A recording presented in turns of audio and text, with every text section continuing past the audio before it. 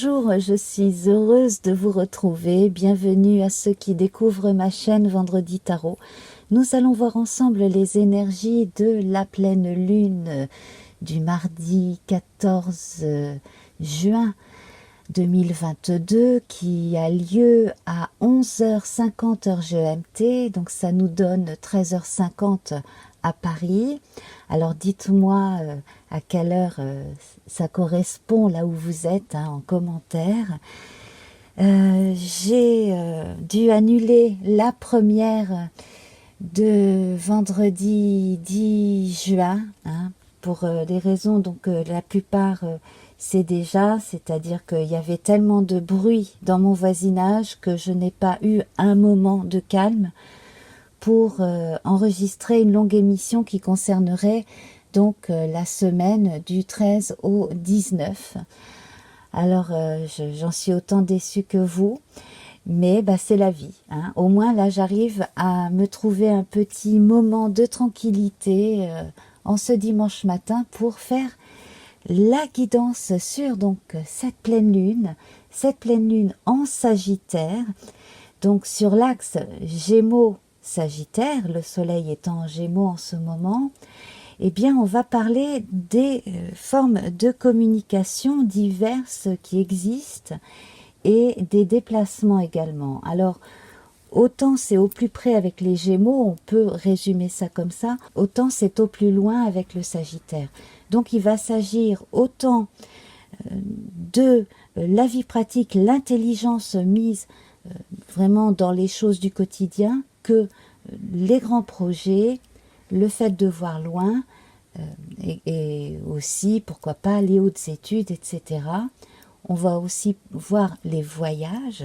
Pour tout ce qui est astrologie, même si je l'ai étudié un petit peu, je ne suis pas une grande spécialiste, donc je vous recommande d'aller voir les très bons astrologues qui font de très belles émissions sur YouTube. Voilà, donc il y a Roland Legrand, Tapsi Karma, puis Jean-Yves Espier, j'ai failli dire Pierre-Yves, Jean-Yves Espier et Vanessa Chamonal, pour ne citer que, bien entendu, il y en a certainement d'autres que je n'ai pas encore eu la chance de découvrir, et peut-être pourrez-vous les partager sous la vidéo d'ailleurs. Voilà, donc on va se contenter surtout de ce tirage sur la pyramide énergétique que je propose habituellement pour voir justement les énergies de ces 2 jours et demi où cette lune sera en Sagittaire, en face du soleil. Alors avec Claire Duval et c'est fait, eh bien je vous propose de voir la parole de la fée du Sagittaire. Clarifie tes intentions et focalise-toi sur ce qui est important aujourd'hui et maintenant. Déjà un beau programme. On va se concentrer donc sur les choses importantes, tant du point de vue pratique qu'intellectuel. J'assiste bien sur le côté pratique des choses quand même, parce qu'il semble qu'en ce moment, la Terre, en tant qu'énergie, là en astrologie en l'occurrence avec le taureau, la Terre de façon générale soit assez présente.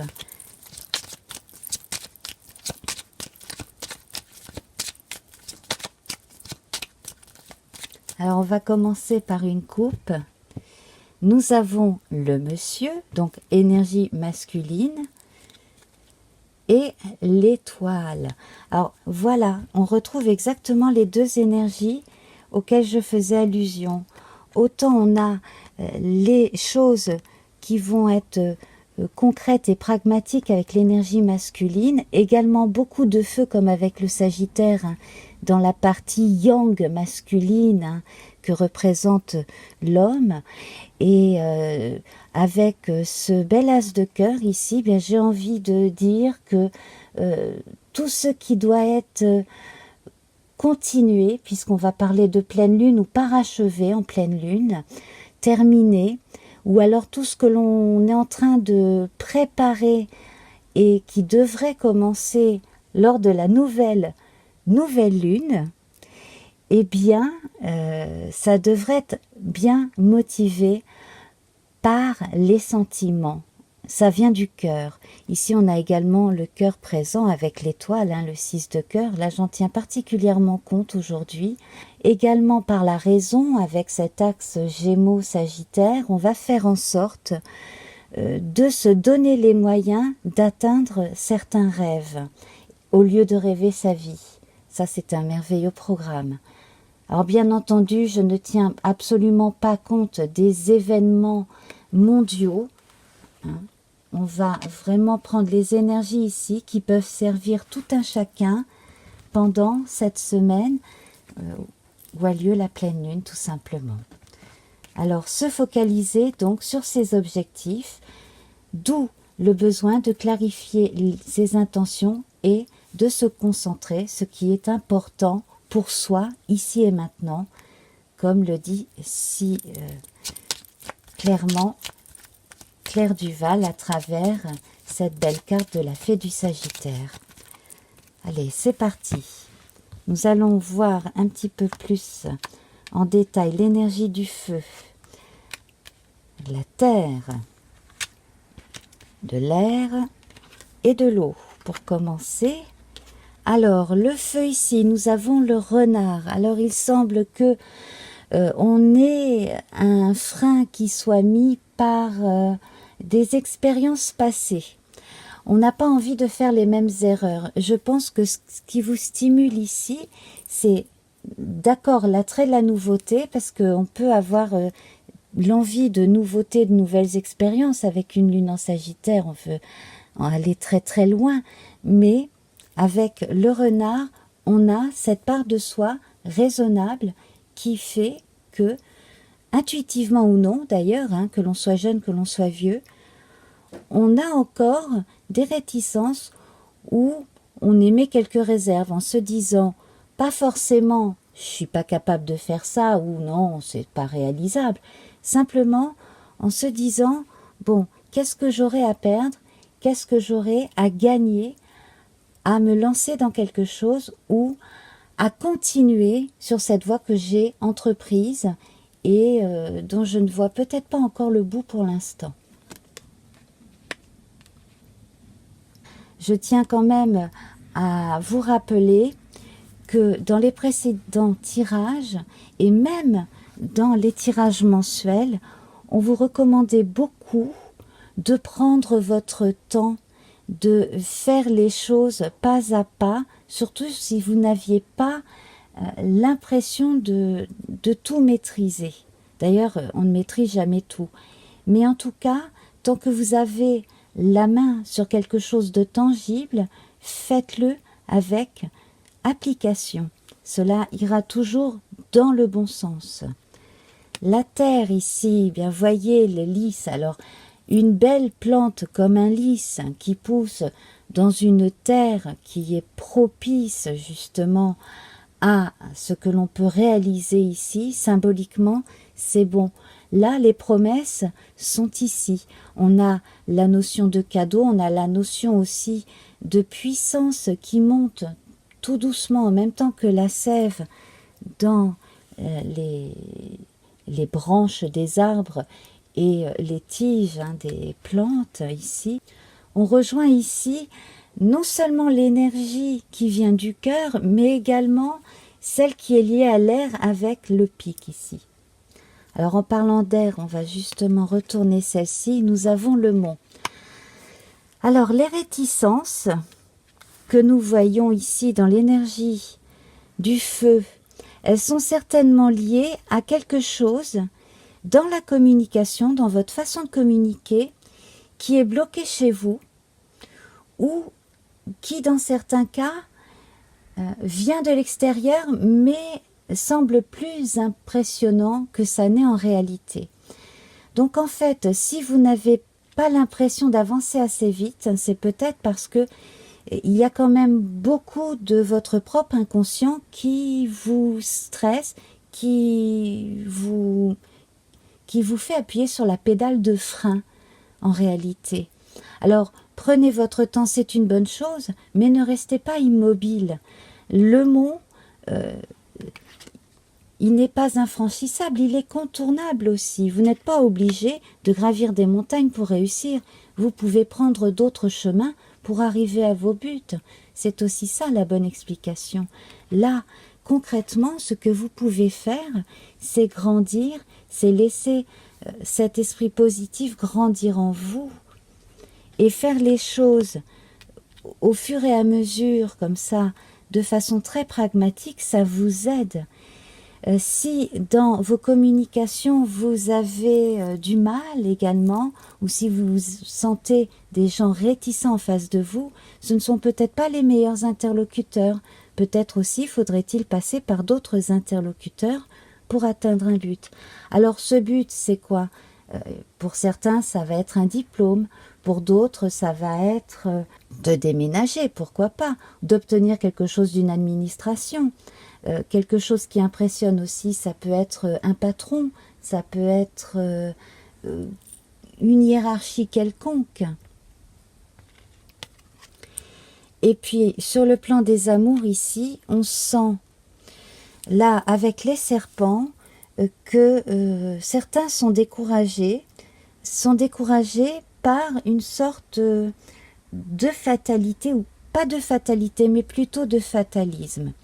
D'un côté, on a les gens qui se disent « j'ai pas de chance en amour », comme j'ai encore lu récemment, d'ailleurs dans un des commentaires à une de mes vidéos mensuelles, j'ai trop souffert, je n'ose plus, j'ai peur de souffrir encore. Bon, alors il y a ça.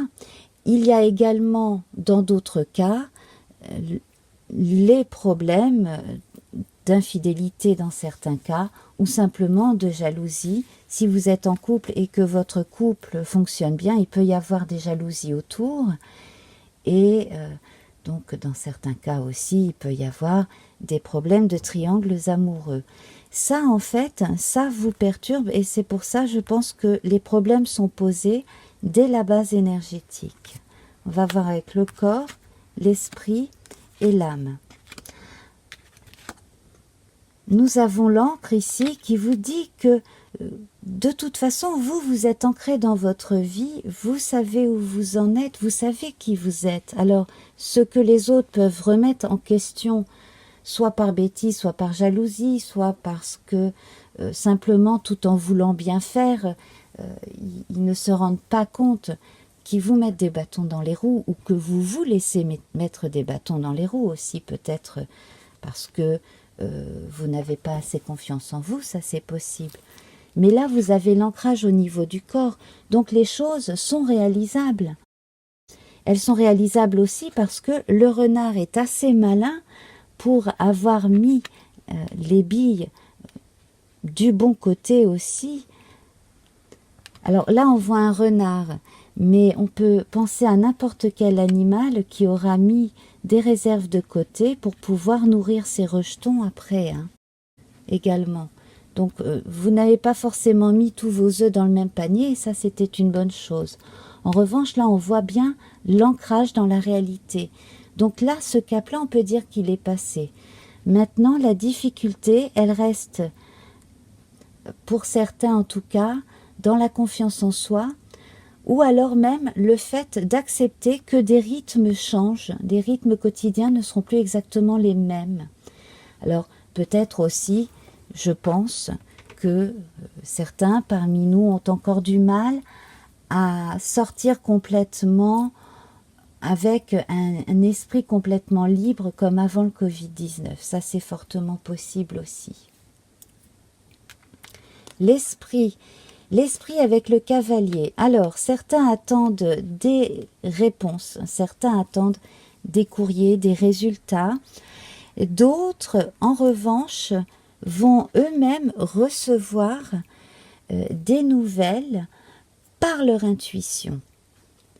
C'est très intéressant. On a les choses qui viennent de l'extérieur et on a les choses qui viennent visiblement de soi parce qu'on fait beaucoup plus confiance à son instinct.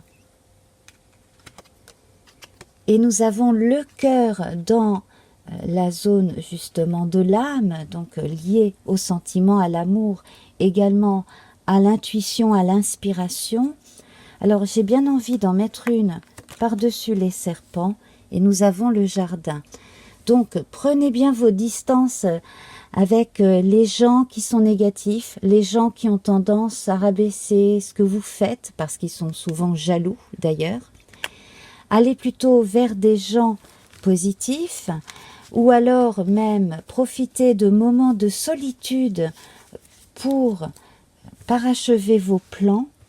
Je n'ai pas l'impression que cette période de pleine lune sera la période d'achèvement de tous les projets. Ce sera peut-être dans une période prochaine, dans une nouvelle lunaison, un nouveau cycle lunaire. Mais en tout cas, là au niveau de la communication entre votre soi et votre moi, votre part la plus intérieure, la plus inconsciente et votre conscient, il va y avoir de l'avancée et vous allez pouvoir comprendre certaines choses en vous-même déjà, donc peut-être plus côté soleil finalement, paradoxalement, hein, côté Gémeaux, parce que vous avez des ambitions qui vont loin, mais vous avez la sagesse, je pense, de savoir que vous n'obtiendrez peut-être pas tout de suite. Alors j'espère que mon propos n'est pas trop sibyllin. La part la moins faste, eh bien voilà, ce ne sera pas une période de grande surprise, le bouquet n'est pas du bon côté de la barrière, on va dire, ce n'est pas pour maintenant. La part la plus faste, c'est la croix, donc c'est la fin. Donc on achève quelque chose, ou du moins on va marquer une étape importante. Mettons que vous préparez un voyage. Si vous préparez un voyage très loin, vous pouvez déjà peut-être préparer ce voyage qui sera très loin par un voyage plus près. Alors symboliquement parlant, ça peut être comme un échauffement sportif. On va faire de petits résultats où on va passer de petits concours et puis ensuite on va passer le grand. Voilà, moi je vois plutôt cela ainsi. Ce n'est pas la peine de viser la lune, c'est le cas de le dire pour l'instant. Contentez-vous des étoiles les plus proches de vous, à mon avis. Déjà, c'est bien. Et en bilan, nous avons la maison. Donc on en revient à cet état d'esprit hein, dans lequel on est. C'est voyez déjà ce que vous pouvez faire de façon très pratique et pragmatique au jour le jour, de façon à améliorer votre cadre de vie. Sur le plan socio-économique, les choses s'améliorent petit à petit. On sait que vous êtes ancré, que ce que vous avez, on ne pourra pas vous le retirer, tant au niveau des expériences que même au niveau des acquis. Sur le plan financier, pour ceux qui ont plus de difficultés que d'autres, on vous dit que vous êtes dans une période où vous apprenez à mieux cerner ce qui ne va pas dans vos habitudes au niveau des dépenses et que là, du coup, vous allez avoir beaucoup plus de maîtrise aussi de votre situation financière. Donc, exit les mauvaises habitudes et au contraire, on est maître de la situation au final parce qu'on va réaliser quelque chose qu'on n'a pas réussi jusqu'à présent. On arrive à être mieux à la fin du mois ou si ce n'est pas ce mois-ci, ce sera dans les mois qui arriveront. Hein, voilà. Moi, je pratique la pensée positive. Je ne suis pas là pour annoncer des catastrophes. Hein, vous vous en rendez bien compte. Je suis là pour vous donner les clés pour avoir cette démarche qui fait qu'avec, là en l'occurrence beaucoup de pragmatisme, il peut s'agir aussi d'autres thématiques en fonction des tirages, là on passe par les choses pragmatiques et qui viennent du cœur, l'envie de faire au mieux. Bien entendu, ne pas chercher à atteindre l'Amérique, peut-être s'arrêter à mi-parcours sur une belle île, par exemple. Voilà, c'est ça le but en fait, c'est la jolie petite île en attendant d'atteindre le grand continent plus tard pour cette pleine lune. Donc, le Sagittaire, c'est très bien. Il va vous donner énormément d'énergie, il va vous donner énormément d'ambition, il va vous donner cette clarté, cette vue de l'esprit qui vous fait envisager des choses pour aller plus loin dans votre vie. Mais pour l'instant, on va rester du côté des Gémeaux et ce que l'on n'arrive pas toujours à bien faire du côté des Gémeaux, hein, ce que l'on n'arrive pas toujours à mener à terme, au jour le jour, et bien là, on commence à savoir le faire. Moi, je trouve que c'est une très très belle étape. C'est une période assez spéciale où on se met soi-même à l'épreuve en quelque sorte. Consciemment ou inconsciemment. C'est très intéressant, je trouve. Et alors, donc là, je sors le tarot de 1860 pour voir un complément d'information. Et nous avons le 6 de bâton. Alors, je l'approche bien. Elle est inspirée du tarot de Marseille, hein, comme vous pouvez le constater. Contrairement au 6 de bâton, dans le modèle du tarot de Waite, Rider and Smith, on ne va pas évoquer la réussite pour tout de suite. On pourra avoir la réussite après beaucoup d'efforts. Ici, quand on prend le modèle du tarot de Marseille, avec le 6 de bâton, on va évoquer cette dualité, hein, qu'évoque le 6. Donc là, on a deux énergies de bâton qui se croisent et qui donc vont nous donner peut-être une confusion d'ordre énergétique avec deux opposés qui vont se croiser. Donc, je vais en rajouter une et puis on va voir hein, ce qui sort. Nous avons donc le 3 d'épée qui, sur le tarot de Marseille, hein, toujours, hein, c'est vraiment pas exactement pareil que sur le modèle de Rider-Waite. Hein. Eh bien, ce 3 d'épée ici va nous apporter cette dynamique intérieure qui va permettre, je pense, aux plus enthousiastes, aux plus dynamiques, aux personnes qui n'ont pas envie de se laisser faire, justement, de prendre peut-être la part la plus agressive du 6 de bâton pour en faire quelque chose de meilleur et d'aller vers un mouvement qui pourrait justement aider à passer ce cap. Alors, on parle de rapidité avec cette épée à l'endroit comme cela. Si elle était sortie à l'envers, eh bien notre épée, elle nous dirait de ne pas aller trop vite de façon à ne pas s'épuiser, là sur le plan énergétique. Là en revanche, moi je pense que cette épée, avec le 3, et qui fait référence à la communication, elle va nous obliger, d'une façon ou d'une autre, à trancher. Alors, à pas forcément être tranchant en étant désobligeant, c'est pas du tout ce que je veux dire, mais à savoir exactement ce que l'on veut et à le faire comprendre. Alors, le vrai défi ici qui s'impose, c'est de savoir trouver les mots, savoir trouver, adapter la façon de dire aux interlocuteurs aussi, notamment si on a besoin de changements dans sa vie et que autour ça freine beaucoup. Hein. Moi, c'est ainsi que je le ressens. On est dans une période de transition très importante dans cet axe Gémeaux-Sagittaire et tout est en relation avec les autres en même temps que ce que vous vivez de l'intérieur. Et ce qui va bouillonner chez certains plus que chez d'autres risque justement de heurter les autres.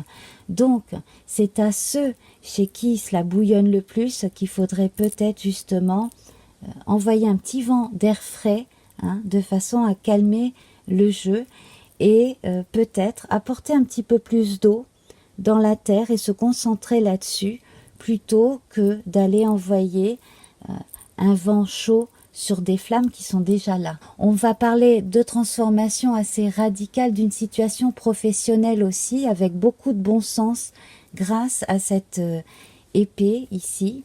Ce 3 d'épée, je le précise bien, sur le modèle du tarot de Marseille, pas sur celui de Waite, Smith et Rider. Pour certains, on va envisager des mutations ou des changements d'emploi. Donc là, c'est pareil, ce sera en fonction des cas de chacun. Si vous avez vraiment l'impression d'avoir fait le tour dans l'entreprise où vous êtes, je ne serais pas étonnée que vous acceptiez des offres d'emploi ailleurs aussi.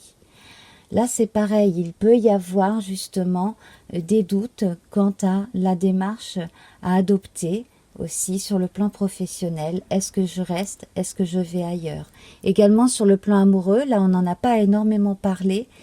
Moi je pense que sur le plan amoureux, vous devez préserver votre jardin amoureux avec l'autre et que pour certaines personnes, il est temps de reprendre votre liberté totale, de façon à vivre ce que votre cœur a besoin de vivre également.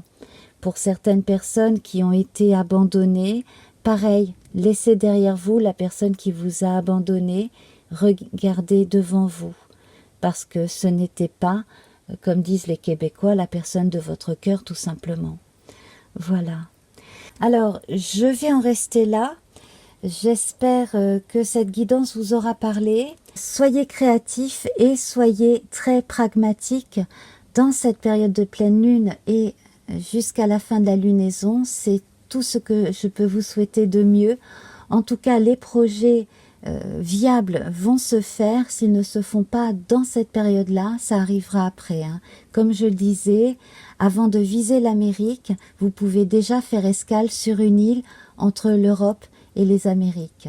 Je vous fais de grosses bises, on se retrouve très vite. Namasté, au revoir.